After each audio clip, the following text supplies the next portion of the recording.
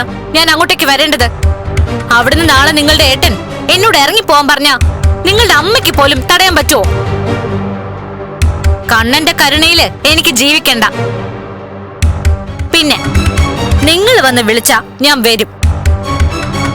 എപ്പോഴാന്നറിയോ? നിങ്ങളുടെ ഏട്ടനും ലക്ഷ്മിയും തമ്മിൽ വേർപിരിയുന്ന ദിവസം. അങ്ങനെ ഒരു ദിവസം ഉണ്ടാക്കാൻ പറ്റുമോ നിങ്ങക്ക്? ഒരിക്കലും പറ്റില്ല. പിന്നെ കൂടുതൽ സംസാരിക്കണ്ട. ഇടയ്ക്ക് എന്നെ കാണാൻ വരികയും വേണ്ട. എന്റെ കുഞ്ഞ് നിന്റെ വയറ്റിലുണ്ട്. അതാണിപ്പ എന്റെ ബാധ്യത. അതുകൊണ്ട് ചിലപ്പോ ആ ബാധ്യത ഇല്ലാതാക്കാൻ അതിനെ പോലും ഞാൻ കളഞ്ഞെന്ന് വരും.